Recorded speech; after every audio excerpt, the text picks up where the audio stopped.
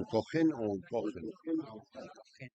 Oncogen, que es un... Oncojón, pero... o sea, Si sabes otra cosa. pero es un Es oncogen. un gen que causa cáncer o que participa en el proceso del cáncer. Gen. Ya.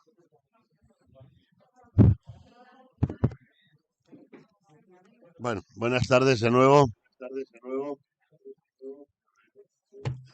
Inteligencia artificial.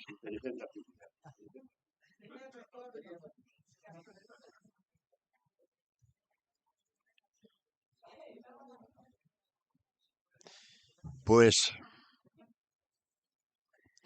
decíamos esta mañana que íbamos a cerrar la jornada relativa a la sanidad con un investigador, nada menos que con Mariano Barbacid, premio Ramón y Cajal, y como dicen aquí, por estas tierras los labriegos, y de Dios es Cristo. Así que lo primero es, antes que nada, agradecerle a... Sí, creo que dicen eso los labriegos, pero últimamente está cambiando mucho la cosa. Es agradecer a Mariano, un gran amigo, el hecho de que haya venido. Ayer estaba por las zonas francesas en congresos y que haya venido a ilustrar esta semana aquí en la Ribera del Duero. Eh, eh, la pregunta, me estaba haciendo una pregunta, me la he hecho muchas veces después de que no hace demasiado tiempo le publiqué una entrevista con él en el diario El Mundo, edición nacional en Crónica, y siempre la pregunta es la misma. Los crack, los genios, son gente normal. No sé lo que opinará Pocholo, que también es otro crack. Pero los cracks científicos, digamos, los que se han dedicado a lo que llamamos siempre ratas de laboratorio, pues yo lo que conozco de Mariano Barbacid es un tío muy normal. Es hasta simpático. Y lo que queda de esa entrevista, curioso, en el país en el que estamos,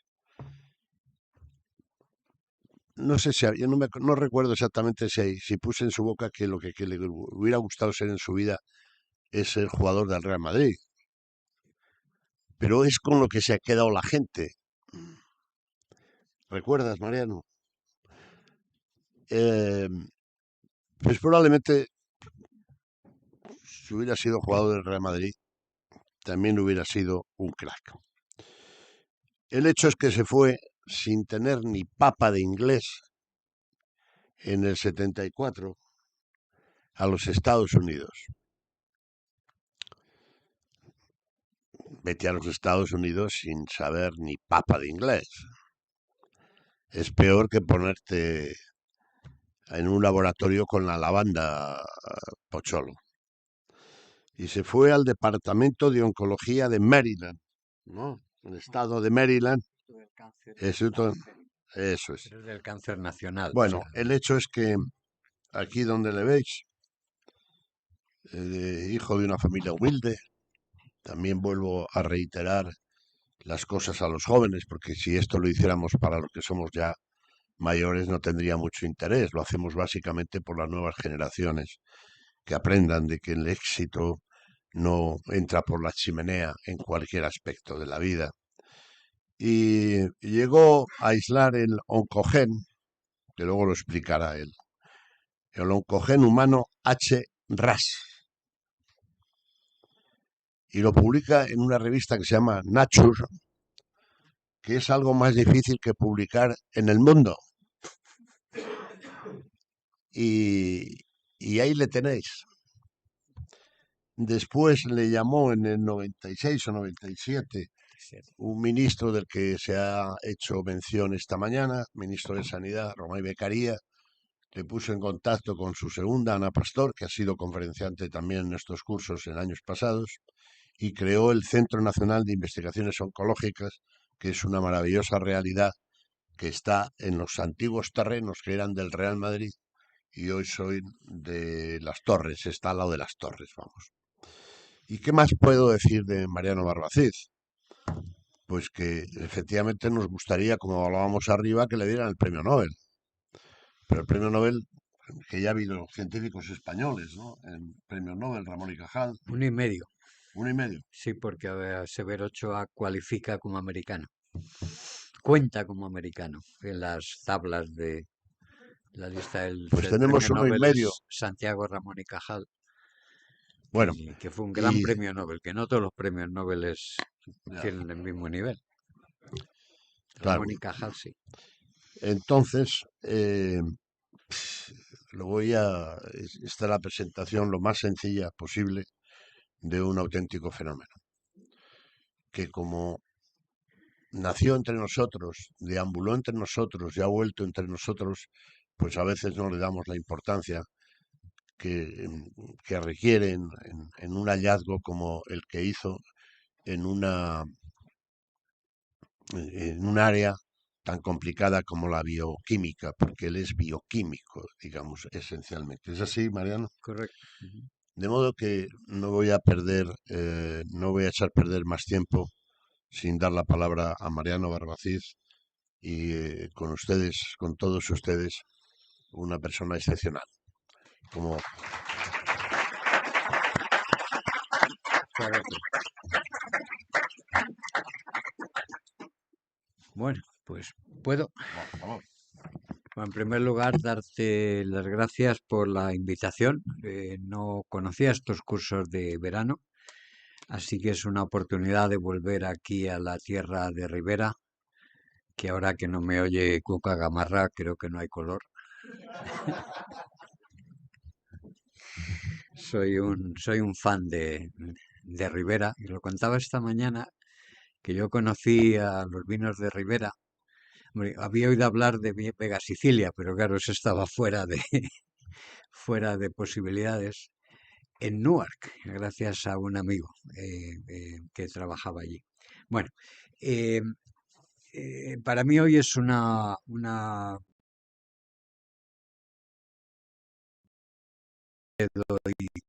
dos tipos de conferencias. La primera sobre mi especialidad técnica, que solo evidentemente interesa a oncólogos y oncólogos moleculares.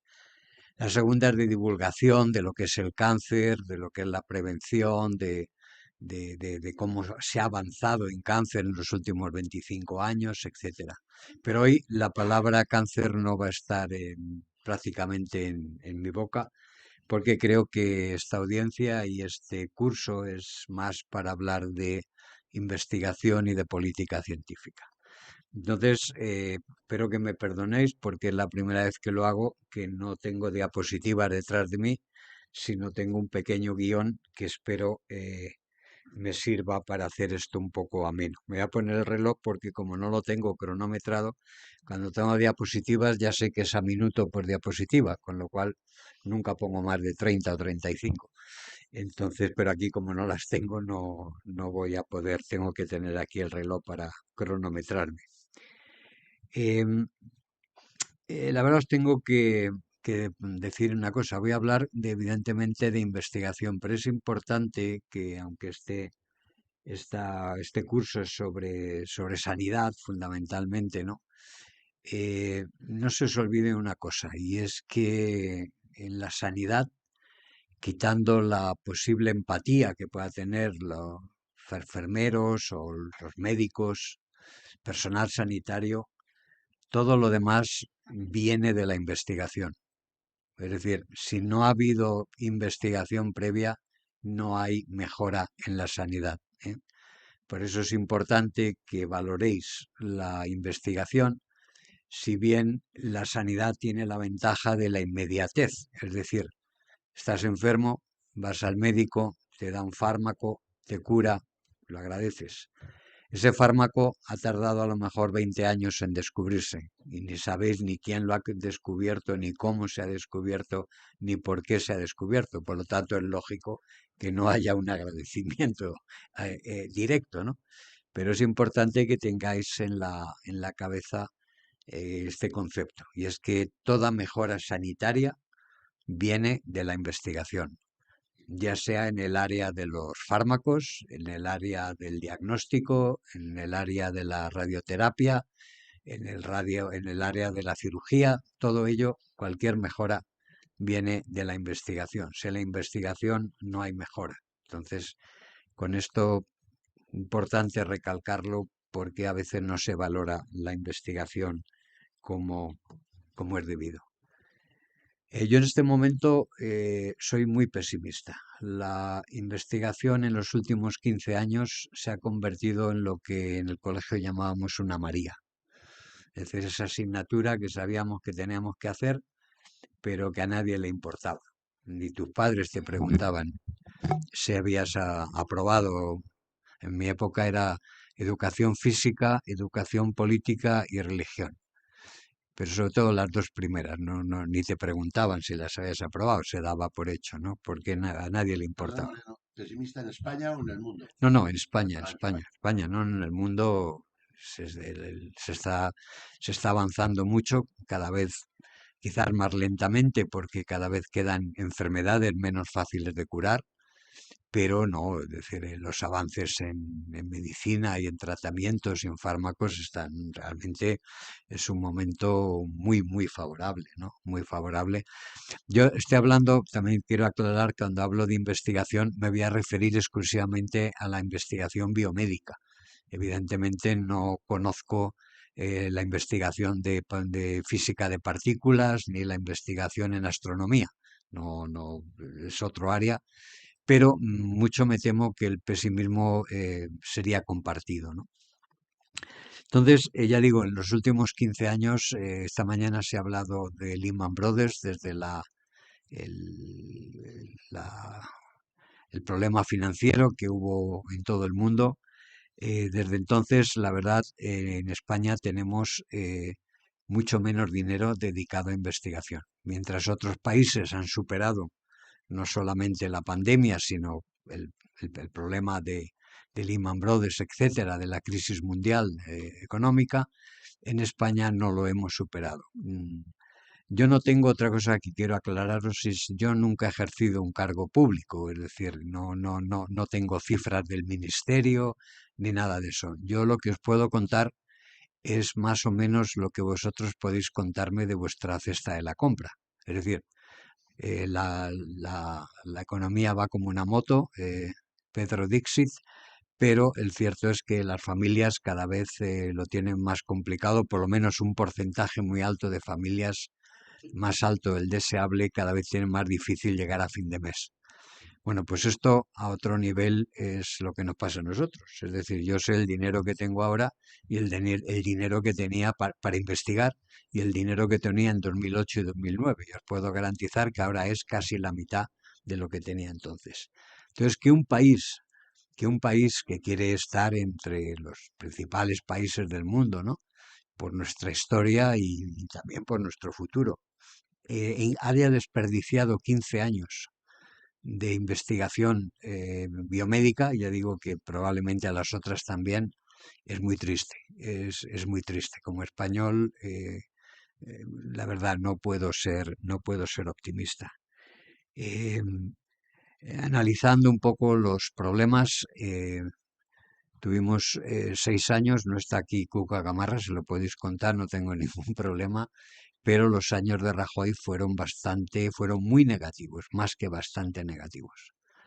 Yo no sé quién le recomendó a Mariano Rajoy que eliminara el Ministerio de Ciencia, Investigación y +D, pero desde luego no fue una idea brillante, sobre todo además porque os recuerdo que la investigación se puso dentro del Ministerio de Economía.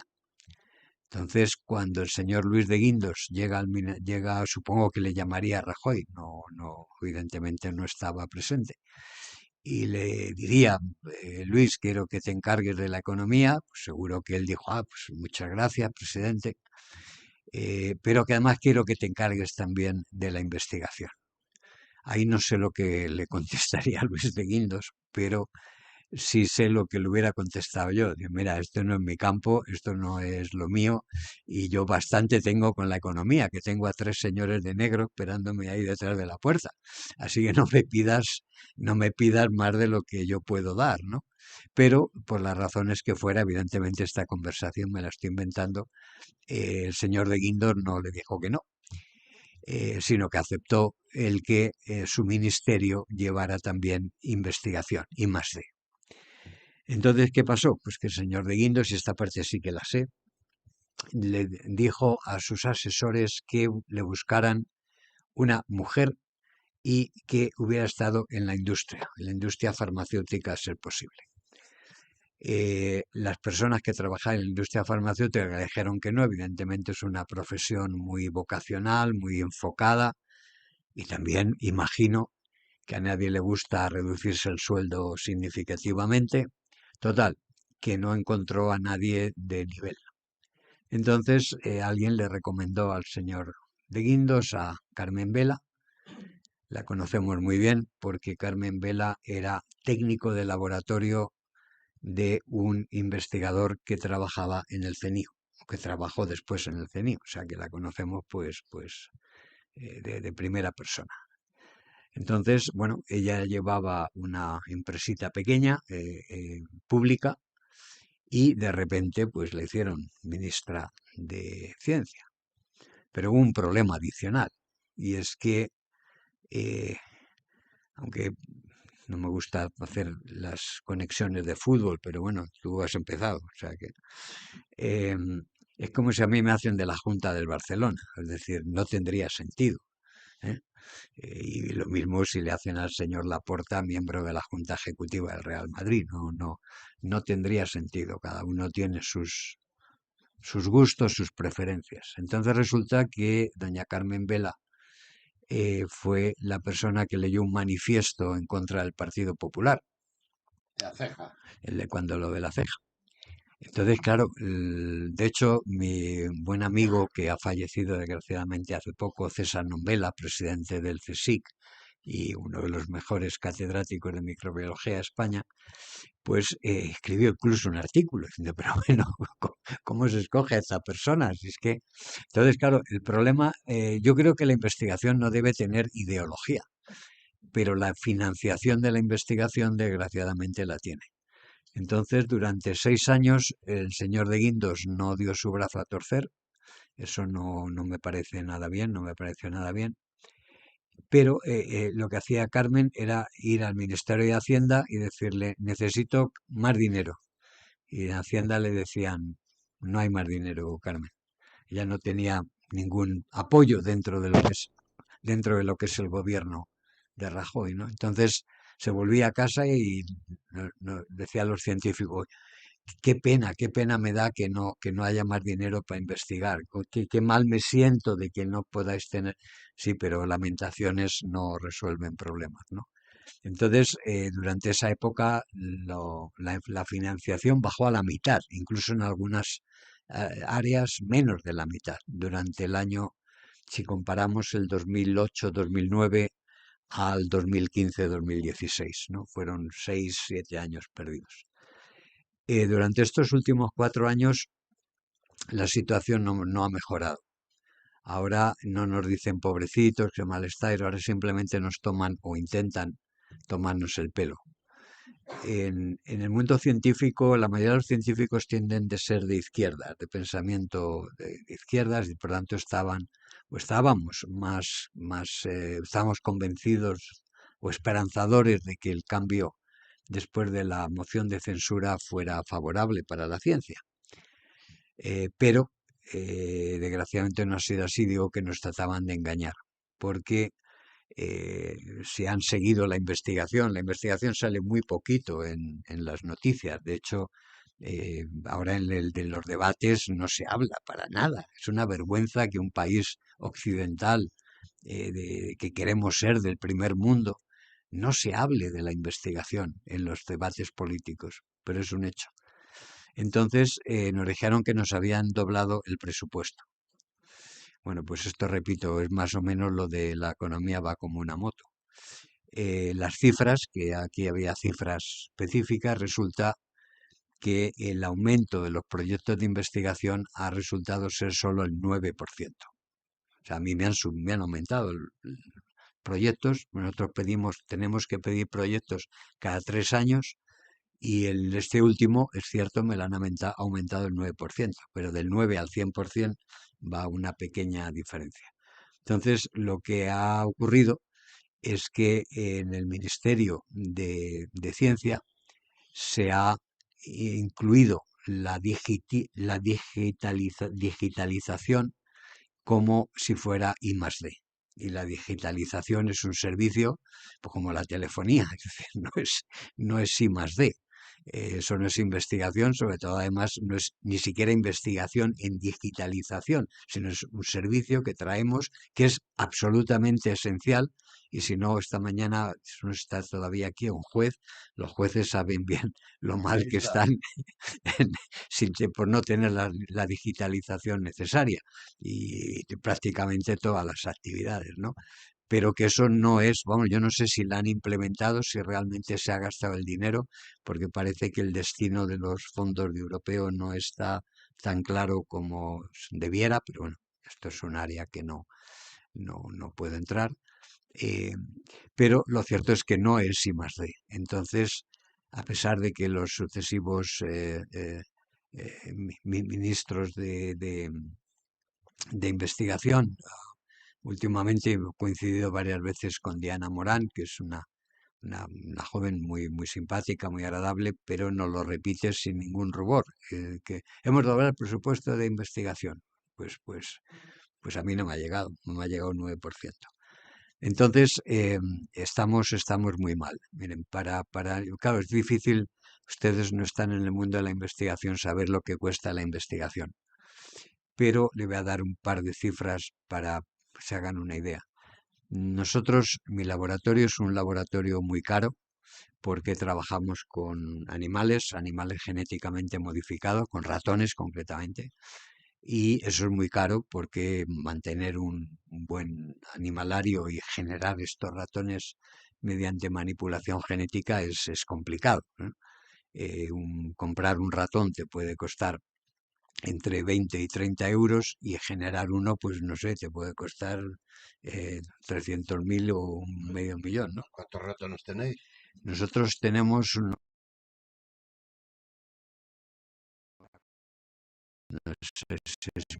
6.000 ratones. Entonces, todos esos ratones los hemos generado nosotros, es decir, pues no los compramos, no son ratones que pueda comprar cualquiera, ¿no? Entonces hay que generarlos y decir, es una investigación muy cara porque intentamos reproducir en el ratón lo más posible dentro de las circunstancias de que nadie va a confundir a un ratón con un ser humano, pero lo que es la enfermedad la reproducimos lo más posible. De hecho, se han hecho estudios o seminarios o reuniones como esta, donde a patólogos se les ha dado una sección de un tumor humano de páncreas, por ejemplo, y uno de ratón, y no han podido ver las diferencias, por lo menos morfológicamente, ¿no? Entonces, quiero decir, todo eso lleva mucho dinero. Bueno, no voy que me embalo con el tema No, científico. luego entras en la letra pequeña que le interesa mucho al personal. Entonces, nosotros nos gastamos aproximadamente unos 700.000 euros al año En ratones. en ratones y todo lo que llevan los ratones. De ratones aproximadamente la mitad, 300, ¿eh? Porque no solamente el estabulario, sino también el mapeo genético para saber qué ratón es cuál. Cada uno lleva sus mutaciones y sus cosas específicas. Bien, esto ya digo, somos un laboratorio que estamos bien financiados, no me puedo quejar, o sea que no me estoy quejando en este momento. Estoy simplemente dando una información, unos datos, que eso sí que los conozco bien. Y de esto nosotros, gracias a la financiación que hemos tenido la que se nos acaba de acabar ahora, hemos pedido otra nueva del European Research Council, lo mejor que se ha hecho en ciencia biomédica, bueno, y no biomédica, también hay ingeniería, eh, que es unos proyectos de 2,5 millones de euros para 5 años, es decir, medio millón por año, y que son los más prestigiosos. Pero para tener una idea, en España solamente somos 90 investigadores que hemos conseguido este tipo de proyectos. O sea, que no es algo que no es fácil, ¿no? Entonces, entre eso, dinero también tuvimos, ya no tenemos ahora, tenemos un poquito de la Asociación Española contra el Cáncer, y sobre todo ahora quien más nos financia es la Fundación CRIS contra el Cáncer. Fundación CRIS contra el Cáncer, y puedo hacer aquí una pequeña, no anuncio, porque esto es una fundación sin ánimo de lucro, han formado una pareja de españoles jóvenes que trabajan en el Reino Unido, y ella tuvo un mieloma múltiple y prácticamente le dijeron que se moría, ¿no? Gracias a las nuevas investigaciones en fármacos, en las famosas CAR T-cells y todo esto, pues está como una rosa. Y son personas del mundo financiero y han conseguido levantar bastante dinero, ¿no? Entonces nos financian a nosotros, son en este momento la principal fuente de financiación que tenemos. Bueno, habiendo dicho esto, quedéis con esa cifra. La media de los proyectos, o mejor dicho, pasaría yo a decir, el dinero que nosotros conseguimos del ministerio, y no es porque nos traten mal, es decir, esto no es una crítica personal ni muchísimo menos, son 150.000 euros. Es decir, el dinero que conseguimos del ministerio es la cuarta parte o menos de la cuarta parte de lo que nosotros necesitamos para hacer una investigación más o menos competitiva, ¿no? Pero nosotros somos la aristocracia, si hablamos en dinero, no en clase social. La media en España está en 50.000 euros. Yo no sé qué puños se puede investigar con 50.000 euros, pero a no ser que trabajes con unas bacterias que cuesta muy poquito crecerlas con cualquier medio que le eches allí un poco de glucosa. A mí no se me ocurre, porque es que cualquier reactivo, cualquier aparato pequeñito, cualquier cosa, te cuesta ya muchísimo más. La verdad es que no sé cómo lo hacen. Cuando he preguntado me han dicho, bueno, pues nosotros, por ejemplo, en la universidad lo que hace es que se juntan varios laboratorios, 4 o 5, ponen los 50.000 euros y escogen un proyecto común. Pero claro, eso está bien, no sé, para un país en vías de desarrollo, ¿no? Pero no para España. O sea, para España para mí es una vergüenza el que la gente tenga que hacer eso para poder investigar y poder sobrevivir en la universidad y en el CSIC, en el Consejo Superior de Investigaciones Científicas. Entonces, la verdad, es decir, no me hubiera gustado poder hablar con Cuca Gamarra y decirle, va a haber investigación, es decir, vais a apoyar la investigación, vais a sacar a España de este pozo en el cual nos hemos metido o se ha metido en los últimos años. Y no lo sé, porque nosotros tenemos o creemos que uno de nuestros hándicaps es que casi todos los políticos son de letras, todos los políticos son de derecho, y entonces no hay una cultura científica en nuestro país. En nuestro país, una persona que no sepa quién es Calderón de la Barca, pues es un ignorante. Pues hay muchos, ¿eh? También hay muchos. Bueno, Cervantes, Ah, bueno. pero una persona que no sepa lo que es la mitosis, pues es que eso es muy técnico, eso es muy técnico, ¿no? ¿No? Al fin y al cabo, la mitosis es lo que hace cada vez que una célula se divide, y en el rato que estamos todos aquí se habrá habido millones de divisiones celulares, y luego no hace falta ser un científico para saber que en 9 meses de una célula, o mejor dicho, de la fusión de dos células, pues aparece una cosa así que llamamos bebé, ¿no? Es decir, que la división celular es importante saber cómo funciona, pero eso no entra dentro de la cultura. Es decir, en España, y esto lo pongo como un ejemplo un poco de chascarrillo, pero en España no hay cultura científica, no se valora la ciencia. Es decir, me gusta decir que no es que los países más ricos sean los que más invierten en ciencia o en investigación, sino que son los que más han invertido en investigación y en ciencia, que ahora son los más ricos, ¿eh? Claro, queremos que el futuro de España esté basado en operaciones de servicio, pues son muy dignas, por supuesto, pero no es lo que da fortaleza a un país, lo que le da independencia, lo que le da riqueza, al fin y al cabo, ¿eh? Entonces, esto es una cosa que algún gobierno algún día tendrá que cambiar. Desde la democracia hubo un pequeño pico hacia arriba en la época de Felipe González, pero después, pues la verdad es que, sobre todo en los últimos 15 años, la cosa ha estado fatal, ¿no?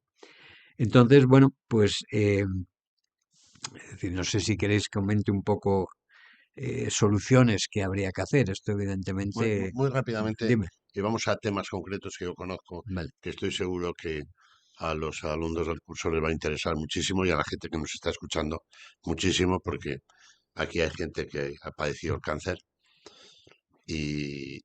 bueno, la prueba es que a las 5 de la tarde con un calor del carajo, aquí están y muchísima gente esperando simplemente por el resoplido de las redes, ¿no? O sea que me termina ahí y yo quiero. No, simplemente, bueno, ya digo, aquí lo ideal sería que no volviéramos a tener como ministro, ministra de investigación, de ciencia, personas no cualificadas. Y cualificadas para esto, no quiere decir que estas personas, no quiero decir que la señora Diana Morán no sea una gran ingeniera, que bueno, es ingeniero, no lo sé. Pero desde luego de ciencia no tiene ni idea. Bueno, también en sanidad tuvimos a Illa, que es un filólogo, ¿no? O filósofo, no sé. Filósofo. Bueno, es decir,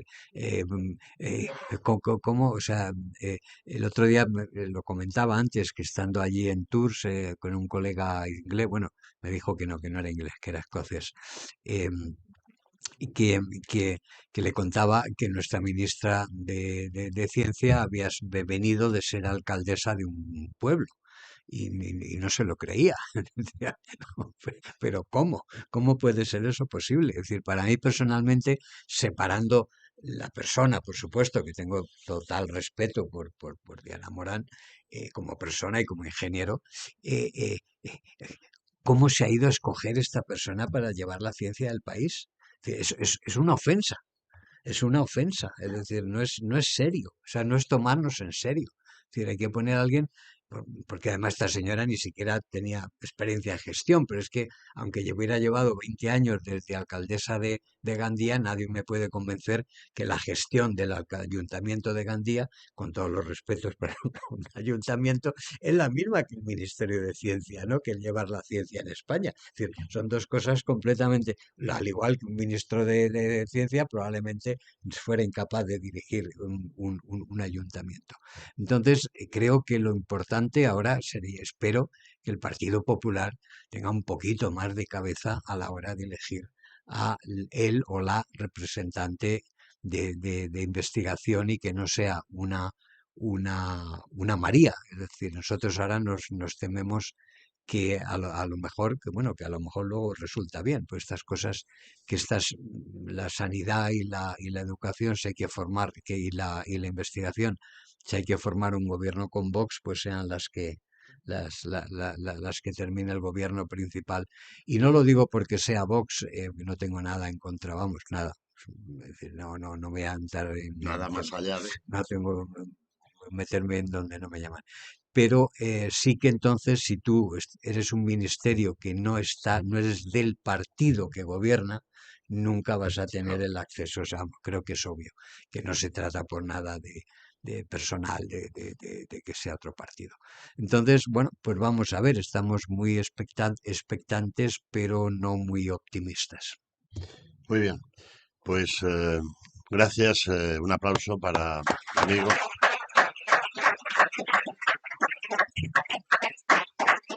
Yo, eh, que he seguido con mucha atención y sigo presente continuo tu carrera como investigador y científico internacional, quería que contaras aquí a mis paisanos y amigos el tema de la niña, Ah, el tema de la niña. O sea, ya olvidemos las cifras, ya nos has hecho un panorama de que... desalentador. No, bueno, pero real, ¿no? O sea, Bueno, eso es como el que inventan ellos en la generación del 98, ¿no? Bien, me gustaría que les contaras para que sustanciaran lo que es la importancia de la investigación al hilo de las cosas prácticas y del cáncer, por ejemplo, en el caso de esta niña. Y como primera providencia, lo cuentas, por favor. bueno, rápidamente, esta es una anécdota que pasó hace el año pasado, el anterior. Estábamos cenando precisamente para recaudar fondos con la Fundación CRIS cuando coincido en la mesa con Antonio Pérez. Antonio Pérez es el jefe de servicio de oncología pediátrica de La Paz en Madrid. Y me dice lo que ha avanzado la investigación, ¿no? El hombre dice, mira, hace una niña que nace con un fibrosarcoma, no se la puede operar porque es un bebé recién nacido. Esperamos 6 meses, ya por fin le podemos hacer una biopsia y mira por dónde dice, hicimos una secuenciación del DNA y vemos que hay una mutación. eh,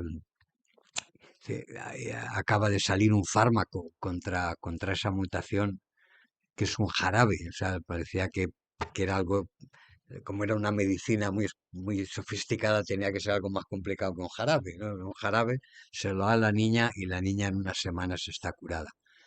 Y la niña tiene ahora 3 años y medio. Entonces me dice, bueno, esto es que es una mutación en un oncogen, no sé si lo conoces, se llama TRK. Y le miro así como me sonrío y digo, sí, lo descubrimos nosotros. Entonces Antonio pues se quedó muy, Muy impactado. muy impactado y bueno, y yo también porque digamos, es la primera vez que conozco a alguien que se ha beneficiado de una investigación que hicimos nosotros a nivel personal porque he podido darle un abrazo a la niña en un acto de la Fundación CRIS, ¿no? Así que bueno, es una cosa o sea, muy poco científica en el sentido de que la ciencia no pueden ser casos individuales, pero sí que muy cercana y algo que has podido tocar con tus manos, ¿no? Ah, pues quería preguntarte también que nos resumas cómo descubres, cómo aíslas, creo que es la palabra científica, Bueno, ¿no? El oncogen. ¿Cómo fue eso? ¿Cuánto tiempo?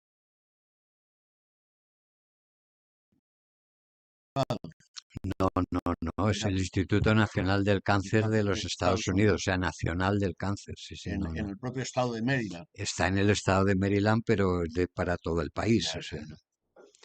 Entonces, bueno, pues bueno, muy brevemente, yo llego en el año 74, como esto lo has mencionado tú, y en ese momento nos ponemos a trabajar con retrovirus, que son unos virus parecidos al al del SIDA. El SIDA es un lentivirus, pero son virus RNA pequeñitos, muy simples. Y me pongo a trabajar en ello porque estos virus eh, tienen un gen que se llama oncogen, porque causa cáncer. Se infectan normalmente, bueno, la mayoría vienen de pollos, vienen de aves. Las aves desarrollan sarcomas, no los pollos que nos comemos ahora que tienen unos meses o como mucho unos días de vida, sino los pollos antiguos que crecían en los corrales, ¿no? eh, Son muy propicios a desarrollar tumores. Entonces de ahí se saca un virus, de hecho el primer virus data del año 1906, o sea que ya tiene tiempo, lo aisló Sir Python Rouse, se llama el virus de Rouse, ¿no? El sarcoma de Rouse. Y bueno, pues se investiga en eso porque evidentemente es un los sistemas modelo, es decir, para la investigación es un proceso reduccionista. Es decir, si ahora al mejor oncólogo del mundo le traen aquí y le ponen un tumor encima de la mesa ¿y qué hago yo con esto? ¿No? Es decir, tú tienes que llegar de pasar de un sistema complejo a hacerlo cada vez más simple, más simple, más simple, en el que tú luego ya puedas manipularlo, encontrar resultados, y luego el reto es hacer el camino inverso, que es pasar de lo muy simple a lo muy complejo. Entonces, cuanto más simple sea el sistema modelo, más fácil de entender cuál es el proceso de la transformación, lo que llamamos la transformación celular, es decir, el convertir una célula normal en oncogénica, en célula de cáncer. Entonces, bueno, yo me voy a trabajar en ese campo y un amigo un colega que estaba allí nos dice si queremos ir a una conferencia que dan pues como a 300 kilómetros de Washington, en el Hershey, solo para los jefes de laboratorio financiados por el Instituto Nacional del Cáncer. Digo, bueno, eso está muy lejos, pero bueno. Dice, no, nos vamos en una avioneta. Yo pertenezco a un club claro, a mí me encanta volar, entonces, bueno, me apunté ya. Total, que volamos a media hora de vuelo y llegamos allí, nos colamos en el y entonces tengo la suerte de que la primer charla que escucho en Estados Unidos es de un descubrimiento que hace un grupo de San Francisco. El descubrimiento es ni más ni menos que descubren que esos genes, esos oncogenes víricos, que creíamos que eran genes de virus, en realidad no son de virus, están en todas nuestras células, en el pollo, en el ratón y en nosotros. Pero cuando están en nosotros, evidentemente no son oncogenes, son genes normales. Pero el virus los saca de nuestras células o de las células del pollo, para ser más precisos, y entonces durante el proceso de sacarle ese gen de la célula, lo muta y se lo convierte en un oncogeno. Entonces, bueno, creo que es relativamente fácil, que no requiere, como decimos en inglés, ser un neurocientífico, un neurocirujano, o un rocket scientist, también decimos un científico de cohetes, se usa esa expresión, para decir, hombre, ¿sería posible que genes nuestros se nos convirtieran en oncogenes sin necesidad de que participaran los retrovirus? Porque sabemos que el cáncer no lo producen los retrovirus. Luego, pero ¿Qué lo produce? pues mutación, hay dos tipos de mutaciones. Hay dos tipos de mutaciones, o mejor dicho, las mutaciones son siempre las mismas, pero hay dos mecanismos de formación de las mutaciones. La primera, y la evitable, es la de fumar. Es decir, cada vez que fumas te estás mutando una serie de genes en una serie de células. Entonces, si tienes la mala suerte de que te muta un gen importante de esos que se pueden convertir en oncogenes, pues se te convierte en oncogen. Porque se te convierta un gen solo no es suficiente. Pero si al fin y al cabo el cáncer por fumar tarda de media 30 años. Que eso quizás sea una de las malas noticias, porque si te murieras al día siguiente de fumar un cigarrillo, no habría tabaco, claro. Por razones obvias, ¿no? Entonces, esas son las mutaciones que son evitables, pero es decir, el tabaco lleva un agente carcinogénico, se une al DNA, forma allí una estructura que no es natural, y cuando se replica el DNA, pues hay una mutación. Cambio, todos sabéis que el DNA no es más que una cadena que la pusiéramos de una sola célula, tendría 3 metros de larga, que tiene 3.000 millones de letras, 4 letras, A, C, G y T, se van cambiando. Y es una cadena, y eso, en el rato que estamos aquí, se nos han dividido muchísimas de esas células y se nos ha copiado esa cadena de 3.000 millones de letras. Entonces, tampoco es difícil de entender que durante el tiempo que hemos estado aquí se hayan producido mutaciones en algunas de nuestras células, en algunos de nosotros. Afortunadamente, la mayoría de esas mutaciones no tienen ninguna consecuencia, si no, no llegaríamos a, a- a gente mayor.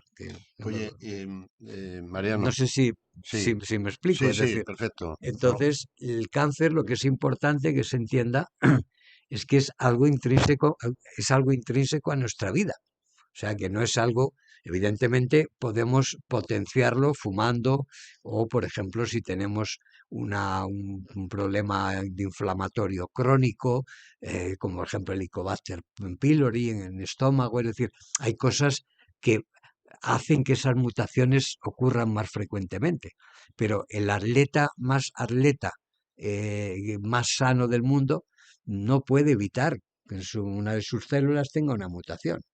Sobre todo a medida que nos hacemos mayores y nuestros enzimas de reparación que reparan esas mutaciones cada vez son menos eficientes, porque tenemos sistemas de reparación, por supuesto, pero a medida que nos hacemos mayores cada vez son menos eficientes. Por eso la incidencia del cáncer empieza pues 65, 70 años antes, por ejemplo, en África, que desgraciadamente la vida media en el África negra ecuatorial está en los 45 años, pues hay muy poquito cáncer. Que si quitas el melanoma en los albinos y poco más, ¿no? Es decir, porque claro, eh, eh, sí, sí.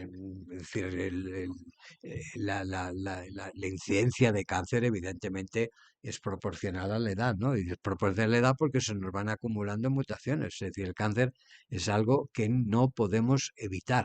¿eh? Es decir, que es un accidente de nuestra biología. Lo que sí podemos evitar es ayudar a hacer ese. Yo pongo siempre el ejemplo del coche.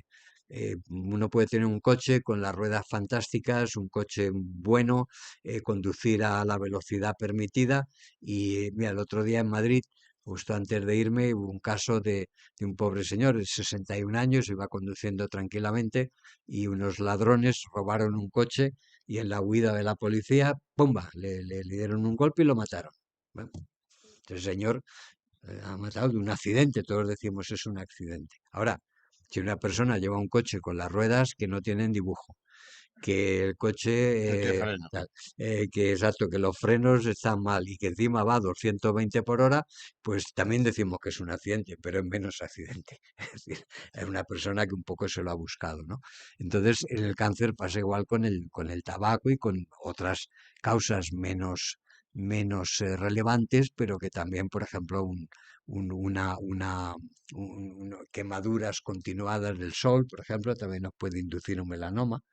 No, no que te quemes un día, pero y ya digo, los procesos inflamatorios, como una pancreatitis, una cirrosis, si bebes mucho y tienes una cirrosis de hígado, también aumenta las probabilidades de tener un hepatocarcinoma. Es decir, todo lo que sea un daño continuado te aumenta las probabilidades de tener un cáncer. Les veo a ustedes asustados. Iba a decir otra palabra, pero yo tengo una anécdota de esto, Mariano, no te la he contado después de la última vez que nos vimos y hablaste así, porque los fenómenos nos hablan así, de temas tan complejos, con tanta sencillez y tal, y me quedó impactado. Y tengo un compañero ampliamente conocido de oficio que se llama Paco Marguenda, Ujú. que es catalán, pero de vez en cuando le consigo que me regale un puro de esos caros. Claro, un catalán, sacar un puro de 30 euros. Está. Bueno, entonces ese día fue, ya llevaba el puro aquí porque si no le daba el coñazo. Saqué el puro y me dijo, toma, me he traído el puro, no me des más el coñazo. Y me quedé así y dije, no, voy a dejar de fumar. Joder, pues, ¿cómo es eso? Y le conté que había estado con Mariano Barbacín y había salido absolutamente acojonado de lo del... Porque ha repetido lo del fumar, por lo tanto, algo será. Y entonces, todo eso sucedió, bueno, en 2 semanas, tanto él como yo dejamos de fumar, pero a la cuarta ya volvimos, ¿no? Bueno, es muy interesante todo ese tipo. Seguro que tienen ustedes... Bueno, y la pregunta del millón, A que ver, yo ya me sé la respuesta. La pregunta del millón. ¿Cuándo acabamos con el cáncer? bueno, ya te he contestado, nunca. Es decir, el cáncer va Es decir, hombre, si por ejemplo a partir de los 50 años hacen una ley de eutanasia, desde luego rebajaríamos la incidencia de cáncer, pero vamos, yo que levante la mano el que va a votar esa ley, ¿no? Claro, entonces, a medida que vamos viviendo más tiempo y pues las probabilidades de cáncer, hacemos un 30%, es decir, uno de cada tres hombres y uno de cada cuatro mujeres va a tener un cáncer. Ahora lo que hace falta es dos cosas. Primero, la prevención. La prevención total no podemos hacerla, es lo que os he contado hasta ahora. Es decir, la persona más sana del mundo no puede evitar que tener la mala suerte, el accidente de tener un cáncer. Ahora, lo que sí podemos hacer es evitar que un cáncer incipiente se convierta en metastásico, es decir, que se malignice. Entonces, la detección temprana es lo más práctico y además donde la sanidad, ya que estamos en sanidad, tiene una incidencia mayor. Lo que pasa es que hay cánceres detectables y cánceres no detectables. Por ejemplo, un melanoma sí que puede ser detectable, es decir, te notas una manchita oscura y ni siquiera tiene por qué ser negra, y que ves que tiene una forma rugosa y que va creciendo, pues oye, véate al dermatólogo y que te la quite, ¿no? Mama. Pues evidentemente las señoras deben de, independientemente de que se hagan mamografías de forma rutinaria, pues palparse el pecho y si notan algún bultito ir al médico a que vea lo que es. No quiere decir que vaya a ser un carcinoma, pero hay que ir al médico para que te diga. Pero a ver cómo detectas un cáncer de páncreas. Claro, cáncer de páncreas lo notas cuando tienes dolores, cuando te pones amarillo porque la metástasis al hígado. Mira, yo hablando, ya que me has preguntado por Daniela y por el TRAC, la persona que clonó, aisló el oncogen TRAC, Dionisio Martín Zanca, investigador de Salamanca, pues el día 1 de julio estaba perfectamente y le enterramos el 5 de septiembre. Es decir, en 2 meses murió de un cáncer de páncreas. Entonces, quiero decir, son cosas que son indetectables. Cuando las detectas ya es muy tarde. Entonces, pues un poco también el cáncer de pulmón no te da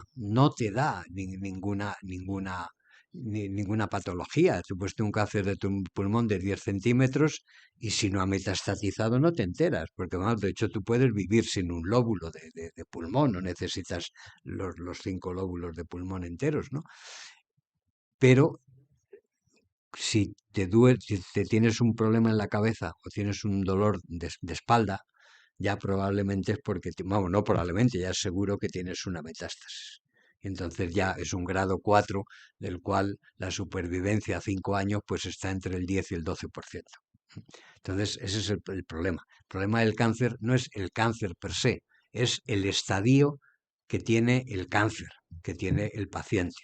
Si es metastásico, las probabilidades de supervivencia en general están menos del 20%, ¿eh?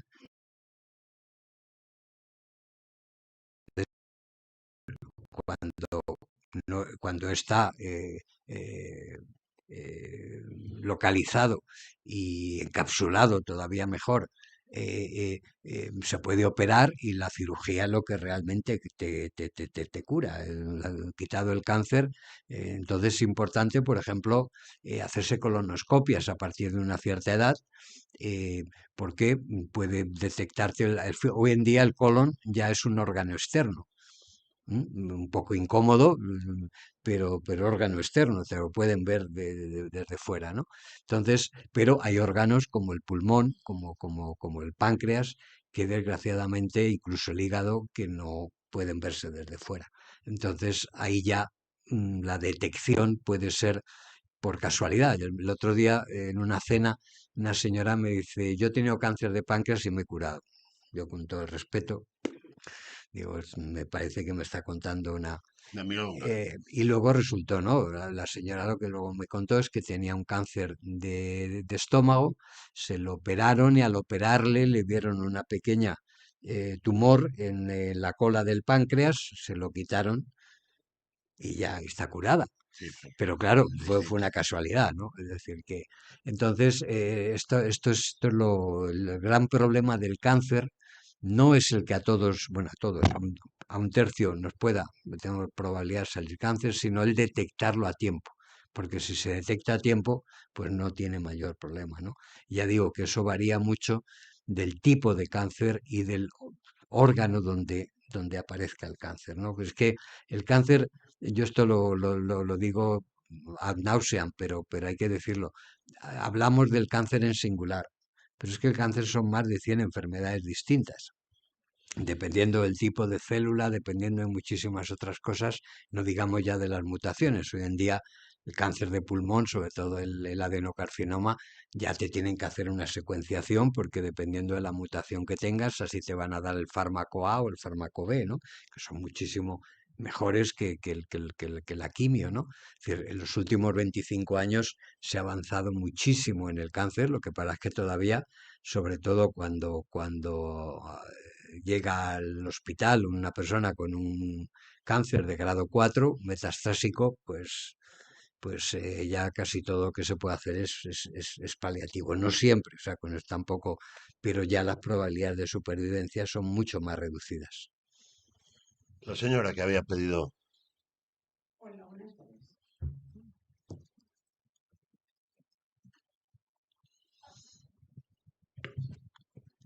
Buenas tardes. Saludarle y darle las gracias por haber venido a visitarnos y explicarnos todo lo que nos ha explicado, que nos ha dejado bastante perplejos. Yo quiero comentarle un tema personal. Yo tengo un nieto con 2 años y medio, de repente pues se le provocó, o sea, tuvo una leucemia. Se detectaron aquí en Aranda rápidamente, llevaron al niño Jesús y fue una leucemia, no entiendo de qué tipo de leucemia, pero nos dijeron que era la peor leucemia que había Va. y que entonces el niño pues necesitaba un trasplante urgentemente, sino que moría. Entonces, mis hijos, mis amigos, todo el mundo, una campaña enorme a través de las redes. Bueno, el caso es que al final apareció un donante en Alemania, que era al 100% con mi nieto. Compatible. Sí, le hicieron ese trasplante, el niño pasó un año y el año justo a hacer la revisión, justo al año, el niño estaba perfecto. Pero al mes o mes y pico, fueron a hacer una revisión y mi niño estaba totalmente invadido otra vez.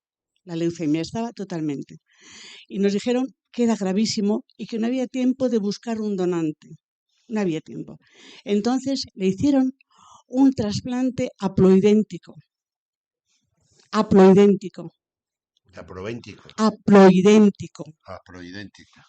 No lo conozco. Es por lo visto O sea, un trasplante que a través de las células madre, ajá. aunque no tengan exactamente los mismos genomas o como sea, lo pueden hacer y es lo que le hicieron. Sí, Le bueno, hicieron a través de un medio hermano de él, porque mis hijos no eran ninguno, no valían para, sus padres no valían, y fue una maravilla. Se lo hicieron en Niño Jesús en Madrid y tiene 15 años ahora mi nieto, está fenomenal y gracias a este trasplante. ¿cómo El se llama su trasplante nieto? Mario. Pues un aplauso a Mario.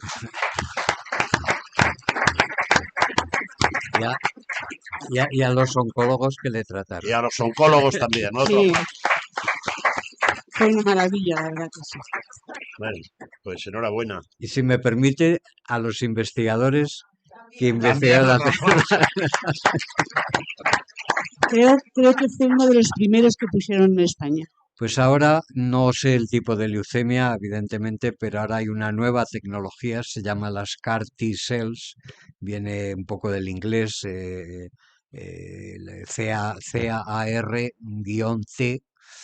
que están teniendo un éxito tremendo en los tumores hematopoyéticos, como las leucemias y sobre todo las leucemias infantiles, pediátricas.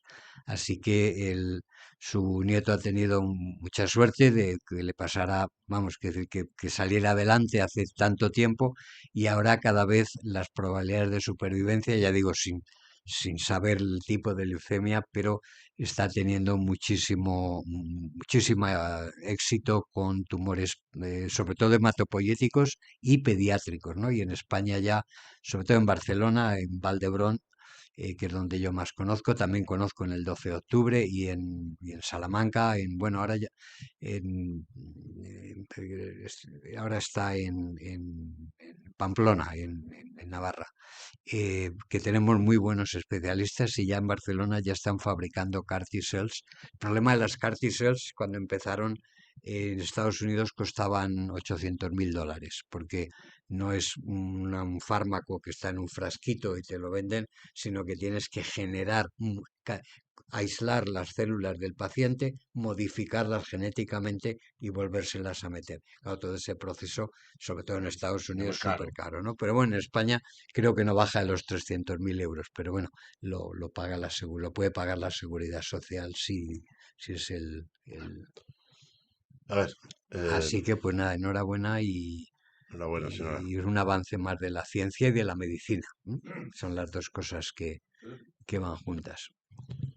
A ver, nuestro amigo José Ignacio, más conocido por Pocholo. Me gustaría preguntarle cuánto dinero haría falta, porque es evidente que su decepción y la de todos los españoles es la que es. Joder, ¿por qué no resistimos a que algo que nos va a atañar, nos Bueno, va, en fin, a afectar a todos más pronto que tarde, o más tarde que pronto, pero... hombre, yo supongo que Y otra será. pregunta antes que se me olvide. Sí, No sé si sabe que en este país se llevan no sé cuántos años esperando que se apruebe la ley ELA, por ejemplo. la ley Del ELA, de Alela, los bueno, enfermos sí, de... eso es otro tema, Sí, yo sí, no pero no conozco. son capaces ni de ponerse de acuerdo nuestros políticos en eso, Ya, el ni problema en con aprobar. ELA es que no hay un tratamiento. Entonces aquí estamos hablando de dependencia, no de, todavía la ciencia todavía no ha dado con la clave de qué poder hacer con ELA, ¿eh? Entonces es más complicado. O que decir, hay menos probabilidades en realidad estamos hablando prácticamente de cuidados paliativos, ¿no? Entonces es una enfermedad mucho peor que el cáncer, ¿no? No, en términos de dinero, yo me imagino que la señora Gamarra, si ahora sumaran, llega y le dice a Núñez Feijóo, mira, tanto para esto, tal, tal, del producto del PIB, al final le saldrá el 140 o el 150, ¿no? Con lo cual también tenemos que entender que no es posible. Sí, pero bueno, a ti para crear el CNIO, te dieron lo que pediste. Pero eso fue muy poquito dinero, en dinero para un país. Ten en cuenta que nosotros nos dieron el coste, ya que no hubo coste del suelo, ni del edificio, sino la renovación del edificio. Esto costó 32 millones de euros, Claro, que evidentemente nos rompió el la hucha. Ministerio de Hacienda, ¿no? Pero hablando ya en porcentajes del PIB, en este momento España está en el 0,5% del PIB, en el mejor de los casos, de dinero público, ¿eh? De dinero público. Entonces, en Europa se habla del 2%, ¿eh? Del 2%. Entonces, pues, imagínese la diferencia. Se aprobó la ley de ciencia, que la ministra estaba muy orgullosa porque creo que ha sido la única ley que se ha aprobado sin votos en contra, pero se aprobó que el gasto fuera el 1,25%. Dice, bueno, pues está, pero en 2030. ¿Mm? Y además añadieron una coletilla eh, de que si se daban las condiciones adecuadas. Un poco lo que ha pasado ayer con Ucrania. Vale, te dejamos en la OTAN, pero si se dan las condiciones adecuadas, ¿no? Que es una forma de decir, ya veremos. Entonces, quiero decir, no me parece serio. A mí me dio mucha pena que todos los partidos, ningún partido político levantara la mano, ¿no? Y dijera, no, esto no es serio, para mí no me parece serio. Pero bueno, si se cumple, pues mira, eso que tenemos. Pero yo mucho me temo que no se cumpla, ¿eh? Pero claro, es un 1,25 en el año 30, cuando ya los países europeos, es que además el PIB, el porcentaje del PIB no es una cifra exacta, o sea, no son 50, es 2% de una cifra que cada país tiene una cifra distinta. Entonces no es lo mismo el 2% de España que el 2% de Alemania, ¿eh? Que esa es otra, ¿eh? Es decir, pero bueno, Bueno, pero cada ese país porcentaje es del en PIB. porcentaje, claro, pero Sí. bueno, pero a la hora de que haya dinero, los centros de investigación es una de las fórmulas que tuvo mucho éxito en la época en que se hizo. Se hizo el CENIO, se hizo el CENIC, se hizo el CRG en Barcelona, el IRB en Barcelona, el Biogun en Bilbao, y parecía que España levantaba el vuelo en el mundo de la investigación. Lo que pasa es que desde el año 2002 o 2003 no se ha vuelto a hacer nada. Entonces, claro, la ciencia, si no se hace nada, pues se queda obsoleta. La ciencia todos los días hay que inventar cosas nuevas, ¿no? O hacer cosas nuevas. Entonces, eso sería algo que sería bueno que se hiciera, porque cambiar todo el sistema de universidad, todo el sistema del Consejo Superior de Investigaciones Científicas es muy difícil, hay muchísima resistencia. Pero hacer centros nuevos de excelencia que tiren del sistema, eso sí que es posible. Y eso no cuesta mucho, ya digo, el CENIO fueron 32 millones. Luego es cierto que nosotros tenemos una subvención de 20 millones todos los años, ¿no? Pero es que, claro, o sea, no podemos, 20 es decir, millones. no, es Sí, decir, es somos 500 personas, o sea, a lo mejor en el paro nos costaba más, ¿no? seguro. O sea que no es pero bueno, eso es el coste del personal que paga el CENIO, eso no incluye lo que le contaba antes de los proyectos, por supuesto, ¿no? Luego nosotros tenemos que pedir proyectos y buscar dinero. Es decir, por ejemplo, en mi caso, que es un caso típico de un grupo de investigación, yo tengo unos recursos que me da el gobierno directamente, tengo 6 plazas y la mía, es decir, 7, que nos paga el gobierno a través de la subvención nominativa del centro. Pero luego, para investigar, lo tenemos que buscar nosotros. Ya el Estado no es todo competitivo. Es decir, que no somos de los que ponemos la mano. ¿M? Es decir, que no es el ir en el Falcon. Es decir, aquí nos lo tenemos que buscar nosotros.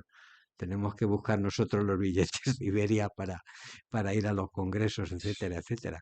Es decir, que sí que es un coste, pero también es algo que Hombre, claro. produce riqueza, ¿no? Y sobre todo conocimiento, más que riqueza, conocimiento. En España, por ejemplo, la industria biotecnológica es muy pobre, muy pobre. El otro día me llama un investigador americano que había sido jefe de oncología de Novartis y por los motivos que haya sido lo ha dejado. Y me dice, no, me he metido ahora en empezar una nueva empresa. Quería saber un poco lo que estamos haciendo y tal. Dice, bueno, estamos empezando ahora, solo somos 90. Ya, No, ya, pero en relación con eso, no, antes de ayer, en el inicio, precisamente hablamos sobre esto con José Carlos Díaz, que eso no es ningún labriego, ¿no? Es decir, tío que sabe mucho, en fin, profesor de Alcalá, pero eh, investigador jefe de Intermoney, por lo tanto multimillonario, a pesar de la pinta. Y no, los datos eran espectaculares. Es decir, España hoy, cuando nos vayamos a la cama, los que se vayan, porque aquí hay algunos que les gusta enlazar por tal, cada hora el Estado español, el Reino de España, ha tenido que abonar 5 millones de euros a la claro. hora por los intereses de la deuda. Y este señor, que es un fenómeno mundial, está, dice, 32 millones al año. O sea, que esto parece de broma, ¿no? O sea, no sé si parece para el laboratorio aquí dentro. Bueno, más preguntas. Venga, el otro alcalde. Muchas gracias. Cualquier cultivo celular, en el momento que sufre cualquier agresión, evidentemente las posibilidades de que haya una mutación se multiplican. Eso se ha utilizado en todos los procesos de mejora vegetal que yo conocía y demás. Vale. Correcto. Pero a nivel cultural, la población es consciente de que hemos vivido una revolución química y la química inunda todos los aspectos, la energía también, y no se podía hacer mucha más prevención eh, difundiendo cultura preventiva. Y segunda pregunta. Está muy de moda ahora que nos están bombardeando, dicen que nos están rociando a nivel mundial con, dicen que es yoduro de plata y una serie de partículas desconocidas metálicas y tal, que parece que es algo que se está practicando para que llueva o para que deje de llover. el mundo, nanopartículas de todos los tipos. Eso, evidentemente, imagino que algún efecto va a tener también en las mitosis, ¿no? Bueno, eso hasta que no pase el tiempo y haya un aumento no explicable de cáncer, es decir, también hay que ser un poquito, tener un poquito de confianza en las agencias reguladoras, ¿no? Yo recuerdo aquí un caso hace poco, bueno, hace poco, al poco de llegar yo a España, pusieron unas antenas de repetición de telefonía, creo que más fue aquí cerca, fue en Valladolid, y un niño le detecta una leucemia y ya le echaban la culpa a las antenas, como si las leucemias se produjeran como un constipado, ¿no? Es decir, em, yo me pidieron ir a declarar en Estados Unidos porque hubo un caso donde en una misma calle hubo 5 o 6 casos de cáncer, eran todos en un lado de la acera y era justo donde estaban unos cables de alta tensión. Es decir, se ha hablado mucho, pero lo cierto es que ahí las incidencias de cáncer, hay casos donde está claramente demostrado, como es el tabaco, es decir, el tabaco, si uno hace la curva de incidencia de tabaco después de la de la Primera Guerra Mundial en hombres y de la aparición del cáncer de pulmón, el cáncer de pulmón en el siglo XIX era nada muy menor, no era un cáncer mayoritario como es ahora el más frecuente, ¿no? Pero si hubiera, pues acaso nos quedaba alguna duda, las mujeres vinieron a la ayuda de la ciencia. Entonces, después de la Segunda Guerra Mundial, las mujeres empezaron a fumar y pasó exactamente lo mismo. El cáncer de pulmón era prácticamente desconocido en mujeres y ahora pues ya es un poco menos incidencia que en hombres, pero ya es una incidencia. De hecho, muere ya mucha más mujer de cáncer de pulmón que de cáncer de mama, claro. El cáncer de mama, afortunadamente, la supervivencia a 5 años está en 95%. Entonces, claro, entonces, quiero decir que eso es posible, es posible. Se ha hablado de los teléfonos móviles, lo llevamos todo el día en la oreja, que hasta ahora no sé que haya aumentado la incidencia de cáncer cerebral en personas que utilizan más el móvil o en sociedades que usan más el móvil que otras. Yo personalmente no estoy cualificado para dar una opinión sobre los temas que usted me ha mencionado, no tengo conocimiento para ello. Pero bueno, hay mecanismos, es decir, bueno, eso sí, eso está, pero eso ya está prohibido el utilizar el amianto, eso claro, eso produce mesotelioma, claro, pero ahí ya sí que hubo una relación rápida. De hecho, el primer cáncer ocupacional fueron los desollinadores de Londres, porque lo que tenían era cáncer de escroto. Claro, estaban con el hollín de las chimeneas, iban a hacer sus necesidades y evidentemente no tenían lavabos allí para lavarse, se tocaban y les producía cáncer de escroto, ¿no? Es decir, que el amianto es lo mismo unas generaciones después, ¿no? Entonces esto, por pasar, puede pasar, pero yo ahora tengo confianza en las agencias reguladoras de que no hay problemas, ¿no? Pues por ejemplo, tenemos el caso de los alimentos. Ahora en España los alimentos transgénicos están muy, muy controlados cuando ya una evidencia de que no tiene ningún peligro, ¿no? Ni ningún problema, vamos, siempre que sigan unas normas establecidas, no cualquier planta transgénica, ¿no? Es decir, que yo ahora confío en las agencias reguladoras y todavía hay casos, les voy a contar una anécdota de una conferencia que asistí con Sir John Peto, se llama Peto en inglés, en escrito, que es uno de los epidemiólogos más conocidos. Entonces, el hombre quería hacer ver que la causa-efecto en epidemiología hay que interpretarlo con cuidado. Entonces nos mostró una gráfica de la incidencia de cáncer de mama. Entonces el cáncer de mama tiene una incidencia muy alta, bueno, bastante alta en Estados Unidos y en el norte de Europa, ¿no? Y muy baja en Japón. Japón tiene una... Entonces nos presentó una gráfica que era prácticamente idéntica sobre el consumo de carne. Entonces dijo, bueno, pues quiero que sepan ustedes que consumo de carnes, no se lo pregunten al ministro Garzón, pues nos puede causar cáncer de mama, ¿no? Y les pregunté, les he convencido, ¿verdad? Entonces nos presenta la misma gráfica en la estatura. Personas japonesas más bajitas, americanas, menos, las europeas del norte más altas, y salía lo mismo. Pero claro, a nadie se le ocurre pensar que la incidencia del cáncer de mama está relacionada con la altura. ¿eh? Entonces, con esta anécdota, con lo que quiero decir es que, que hay que hacer estudios muy serios para relacionar Claro. un efecto como el que usted menciona con la incidencia de cáncer. Lo cual no quiere decir que no la haya, pero que hay que investigarla. Que habrá que investigar. Sí, sí, ahora te dejo. Es que, querido Mariano, es que nos estás poniendo tan serio que es que de algo tenemos que morir. Porque si no es el cáncer de por aquí, es el de por allá. Lo, carpe diem, ¿eh?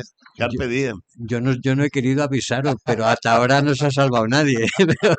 Pero no vamos a terminar en ese punto. Sería demasiado tétrico, ¿no? Bueno. Por favor, adelante.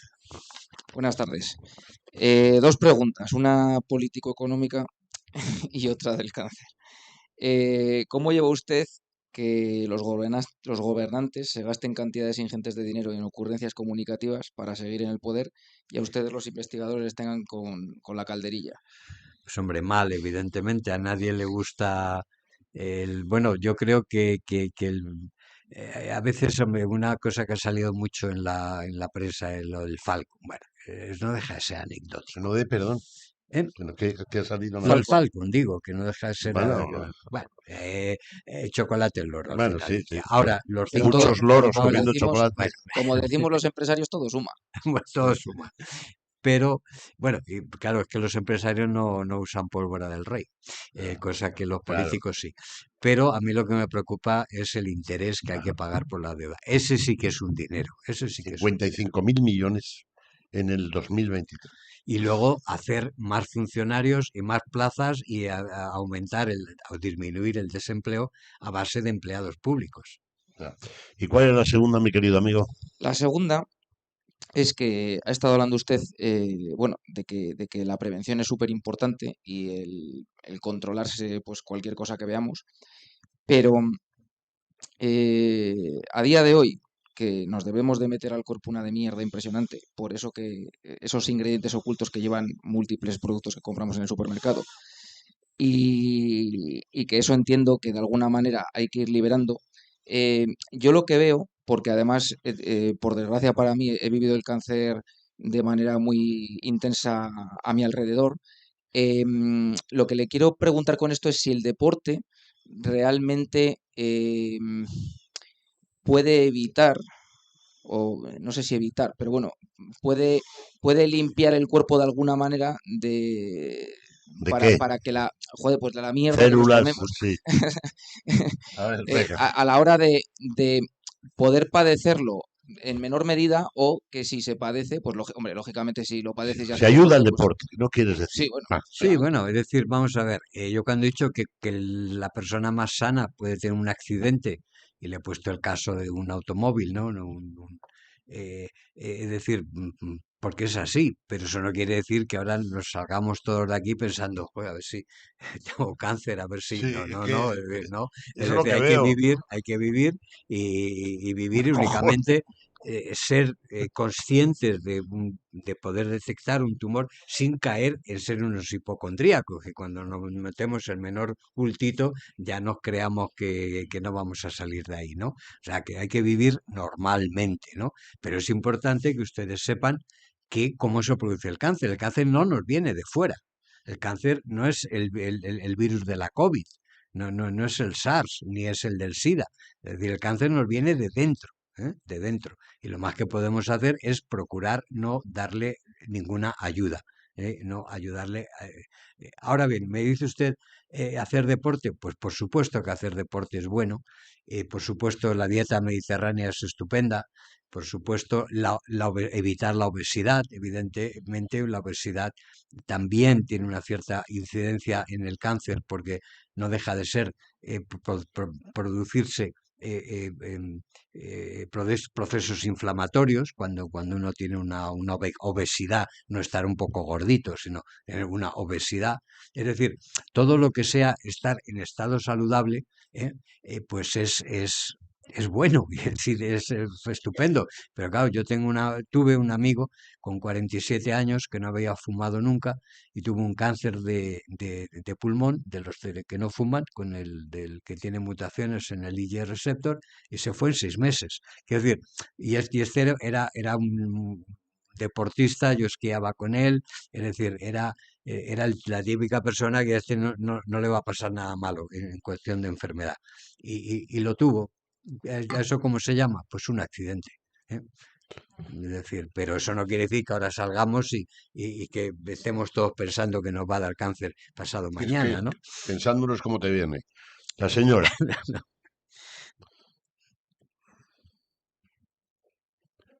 No, la señora, perdón. La señora, no, la otra. Ay, Dios mío. Muchas gracias. Un par de preguntas. La primera en relación a la nueva ley de bienestar animal y la nueva conciencia global sobre la posibilidad de que compatibilicemos mejor el bienestar animal con nuestro desarrollo humano. ¿Cómo ve la comunidad científica esta experimentación con animales en el futuro? ¿Vamos a poder prescindir del uso de animales porque podamos crear con células madre, por ejemplo, órganos para experimentar o la comunidad científica no lo ve posible? Y la segunda pregunta sería sobre la inteligencia artificial y si tenemos hoy en día pues ya gente pensando y analizando cómo en este contexto de recursos financieros tan escasos, cómo se utiliza la inteligencia artificial, no sé si en estudios de epidemiología o sí, para ¿cómo se llama? Para impulsar más la investigación, ¿no? Mire, yo ahora hasta el momento solo he utilizado inteligencia natural, la poca que... Pero evidentemente, fuera de broma, nosotros utilizamos mucho la bioinformática. Porque para analizar un genoma de 3,10 a la 9 letras no lo puedes hacer con números, ¿no? Vamos, en un papel. Parte, evidentemente, de la inteligencia artificial es mucho más que la bioinformática, ¿no? Pero bueno, todo eso se irá viendo, quizás en otras áreas tenga mayor incidencia que en el mundo biosanitario. En cuanto a los animales, pues evidentemente el animal o algunos animales son necesarios para la investigación. Es decir, se produjo una votación en el Parlamento Europeo donde como 600 votos a favor y 20 en contra para no utilizar animales en la experimentación. Oiga, ¿cómo es posible? Se pararon a pensar, si no se utilizan animales, ¿qué esperan? ¿Que los primeros fármacos se les dé directamente a las personas? Es decir, vamos a ver, un poquito de cabeza. Es decir, en cáncer, por ejemplo, en oncología, 9 de cada 10 fármacos que entran en ensayos clínicos fracasan por toxicidad. Eso antes se ha probado en animales. Y en animales ha resultado positivo. Es decir, positivo quiere decir que han pasado el test y han podido llegar a la clínica. Si no se hiciera esa criba anterior para pasarle a la clínica, los primeros ensayos clínicos, los de fase 1, morirían gente como chinches.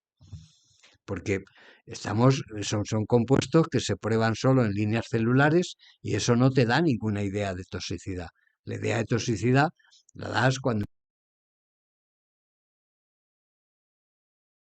absolutamente necesario. Si no, si te preocupa más la vida de un perro que el de una persona, pues entonces sí que podemos estar en contra de los ensayos animales, pero mientras te preocupe más, vamos, no me refiero a usted, me refiero, estoy hablando en general, nos preocupe más la vida de una persona, pues evidentemente habrá que usar animales, por la misma razón que nos comemos vacas y no nos comemos al vecino de enfrente, ¿no? Es decir, el animal hay que cuidarle, están ustedes en un entorno ganadero y estoy seguro que los buenos ganaderos ganaderos cuidan muchísimo a sus animales, aunque luego los tengan que sacrificar, ¿no? Bueno, Y aquí es más ovejero. O era. pero es un animal también la Sí, abeja, ¿no? Vale. sí. Me he quedado con la duda. Usted, señora, la que ha preguntado, ¿es partidario de no utilizar animales?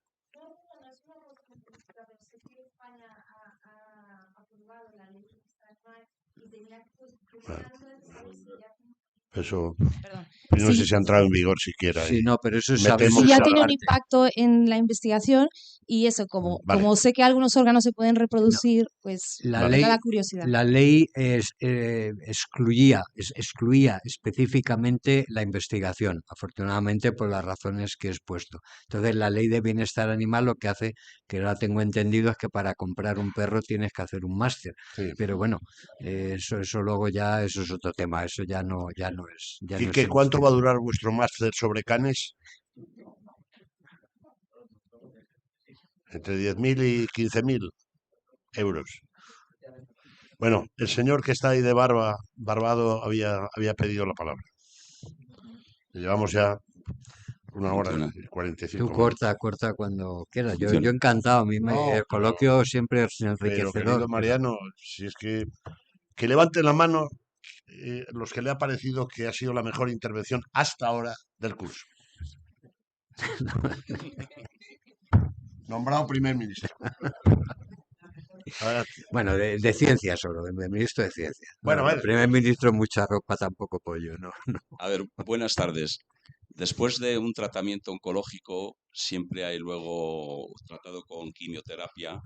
Existe el síndrome de manos y pies, No conozco que es un específicamente. daño colateral, digamos. Sí, lo más frecuente es la caída de pelo y el GI, ¿cómo se llama? Gastrointestinal, problemas y la neutropenia, la pérdida de, de- de células de la sangre, vamos. Pero bueno, prosiga, por Lo favor. que le decía, que si tiene cura el síndrome de manos y pies. Pues no le puedo decir, no es mi es especialidad, un no le puedo decir. bioquímico. Bueno, tampoco hay Entonces, que un ponerse así. tratamiento oncológico es el daño Lo siento, colateral, lo siento, no el lo... el daño colateral después de un tratamiento oncológico con quimioterapia. Ya, pero que no es, que decir, que no es el único y que yo personalmente no le conozco, no le puedo decir, lo siento. Gracias. Esa es la gran diferencia entre un científico serio y un tertuliano. Un tertuliano que hubiera respondido, sí, sube, baja, baja, sube. A ver, el joven doctor, a ver, ¿Funciona? Sí. yo no es que haces bien, yo no te digo que te la quites, Claro, pero ya es que los eres hospitales un no, bicho raro aquí, no sé si es porque eres estudiante de medicina, con la mascarilla ahí nos asustas un poco, pero No, bueno, es por un tema de una leucemia que tiene mi abuela, la precisamente. buena, Pero sí, bueno, vale, y tenemos que tener algunas precauciones vale, estos vale, meses.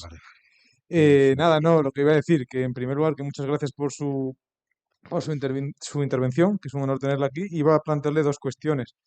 Iba a decir, se ven avances en la supervivencia en cáncer en los estadios iniciales, pero para la metástasis las tasas de supervivencia siguen siendo limitadas. Entonces, la cuestión era si a corto plazo cree usted que aparecerán dianas terapéuticas aplicables en humanos para aumentar la tasa de supervivencia a 5 años en los casos de metástasis. Y lo mismo digo a nivel de páncreas, que incluso en estadios iniciales sigue habiendo una tasa de supervivencia 5, bueno, a 10 años, bueno, y muchos meses menos, mucho más limitada. Y muchísimas gracias por su intervención. Bueno, pues son muy buenas preguntas. Empezar por la segunda porque estamos trabajando directamente en ello.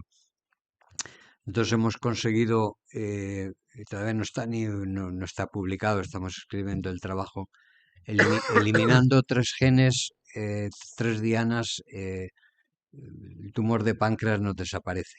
Pero claro, hay dos problemas, dos cualificaciones. La primera es que es en ratones, la segunda es que es mediante manipulación genética, con lo cual no podemos ni siquiera intentar aplicarla a seres humanos, por razones obvias. Entonces lo que estamos haciendo es buscando ahora fármacos, o mejor dicho, inhibidores, que puedan hacer algo parecido a lo que hacemos genéticamente. Es muy difícil porque genéticamente es como un corte limpio, ¿no? Se quita el gen, ya está. Con un inhibidor nunca eliminas 100% de la actividad, ¿no? Por lo tanto, ya digo, estamos satisfechos, estamos contentos con los resultados, pero tampoco es de lanzar campanas al vuelo, ¿no? Eso es la primera parte. La segunda parte, la metástasis es muy puñetera. Se ha avanzado, en mi opinión, bastante poco en conocer los mecanismos moleculares. De hecho, no los conocemos todavía. Sí que sabemos que hay un proceso de extravasation, que no sé cómo se dice en castellano, es decir, que la célula sale de su entorno, que viaja, pero viaja viva, es decir, y luego anida, forma un sitio y es donde se produce la metástasis. Hay una cierta especialización, por ejemplo, el cáncer de páncreas, pues el cáncer de colon suele metastatizar al hígado, el cáncer de pulmón suele metastatizar al cerebro, etcétera, pero no lo conocemos. En España tiene un investigador de muchísimo prestigio, que es Joan Massagué, que lleva estudiando la metástasis pues desde que era joven. Y hasta ahora no se ha encontrado, no ya él, sino todo el campo, ningún gen que digas mutando este gen te sale metástasis, sino que es una conjunción de mutaciones, de genes mutados y que al final da una metástasis. Pero se ha dado el caso, está reportado, de que hay metástasis que tienen menos mutaciones que el tumor original. Eso, como puede ser, no es que se quiten las mutaciones, sino que esa metástasis se ha producido en un momento en que el tumor todavía no tenía tantas mutaciones y el tumor original ha seguido mutando. Pero no ha metástasis, o sea, la metástasis ocurrió antes de que el tumor tuviera, vamos a suponer que tiene 100 mutaciones, pues a lo mejor la metástasis ocurrió cuando tenía 70. Quiero decir que la metástasis se produce por mecanismos, ya digo, sabemos cómo se produce fisiológicamente, patológicamente, mejor dicho, pero no hay una mutación como puede ser, por ejemplo, la mutación que ha mencionado antes Graciano con el caso de Daniela, que es un oncogen, track, mutación, le das un inhibidor, ¡pum!, el tumor curado. No, eso... Evidentemente eso solo ocurre en tumores pediátricos que tienen muy pocas mutaciones por razones obvias. En tumores de adulto esas cosas no suelen ocurrir. Pero bueno, a lo que me refiero es que así como en cáncer una sola mutación puede producirte un cáncer, sobre todo en caso de tumores pediátricos, en la metástasis no se conoce ninguna mutación directamente asociada con metástasis, a pesar de que se lleva investigando la metástasis a nivel molecular pues más de 3 décadas, ¿no? Sí. Bueno, una curiosidad, doctor Loracid, La que ciencia yo que va a conozco, su ritmo. que conozco allí su despacho y aquello, es muy interesante el CNIO que está cerca de la Plaza de Castilla. Eh, Cuéntenos así, por corto y por derecho y brevemente, eh, cómo usted va por la mañana allí, se pone en la bata con su No equipo. me pongo la bata. ¿No te Soy pones soy bata? muy antiguo, ¿no? No. No. Entonces, ¿qué te pones No me pongo nada. el chándal? No, no me pongo nada. Bueno, y entonces No me pongo reúnes nada. allí y vais a hacer una visita a los ratones, ¿o cómo es esto? ¿Cómo es Bueno, un día normal? yo visito poco a los ratones, me lo cuentan, me lo Ah, cuentan. De hecho, tengo como anécdota que la primera vez que bajé a ver los ratones, tuvo la culpa Ana Pastor, que dijo, yo quiero entrar allí dentro y nos pusimos todos corriendo a ponernos el traje de astronauta. Vamos, que no es, porque el ratón está en unos estadios de niveles de esterilidad muchísimo más que en un quirófano, ¿no? Es decir, es aire totalmente estéril y se renueva cada pocos minutos. Es muy complicado, vamos, complicado, ¿no? Es muy intenso el sistema de ventilación para que los ratones, porque claro, son ratones que son todos iguales. Si uno se pone malo, se ponen malos todos. Es decir, en humanos, conocemos ahora con la pandemia quién ha tenido la enfermedad y el otro que ha estado tosiéndole al lado y no la ha cogido, ¿no? Es decir, entonces por ejemplo, nosotros tenemos ratones desnudos, que esos son inmunocompetentes, pero como han perdido la piel le llamamos desnudos. Desnudos están todos. pero unos tienen piel o pelo y otros no. Hombre, no van a ir en pijama. Bueno, pero lo digo que como tú interpretas las cosas a veces de forma muy liberal, he querido aclararlo.